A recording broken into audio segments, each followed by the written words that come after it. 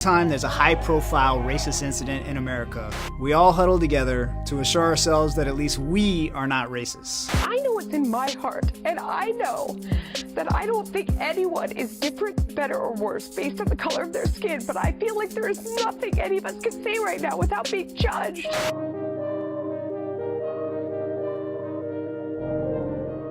Practically speaking, we can never agree to identify people as racist unless we're discussing a Klan member or neo-Nazi.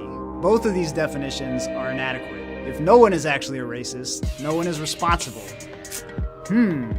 Where could all the racism in America be coming from? Racism is one of the only pure, tainted terms we have in this country. This makes even people whose views are clearly racist indignantly proclaim that they're not racist simply because they can't envision themselves as bad people. This is ridiculous. We should have an operating definition of racism that's practical. The requirement that nobody be branded a racist unless we're able to magically peer inside their heart and find a tiny, stomping, white-hooded little devil is absurd. Look around. America's full of racism. America was built by slaves. Our parents were alive during a time of legal racial segregation. America is still racially segregated and racially unequal. That does not happen by accident. If we can easily spot the racism, we can just as easily spot the racists. The racial wealth gap is the most useful statistic with regards to race in America. It does not require any heart peering, and the math is shameful. The median white household has about 13 times more wealth than the median black household. 13 times more.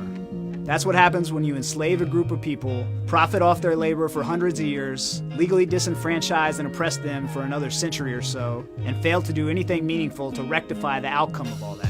This is the bill for America's history of racism. It doesn't matter how many discriminatory laws you change. That does not even the score. Money makes money. Capital increases itself, and ownership of capital leads directly to wealth. The gap will not close itself. It will persist over time. That's basic capitalism. You have to do something to close the racial wealth gap. And closing the gap is a moral imperative. It's the most meaningful, straightforward way to measure our racial progress. Its persistence is a national disgrace. It's a debt that we have failed to pay. Fortunately, the remedy to this problem is straightforward. All we have to do is have the government use tax policies to push wealth toward poor people, something it should be doing anyhow. Race and poverty are so closely intertwined in America that any meaningful, effective economic policy that reduces poverty and inequality will also help to close the racial wealth gap. Our government, since the Reagan era, has used tax and economic policies to increase inequality, pushing wealth towards the rich. There is absolutely no reason it can't do the opposite.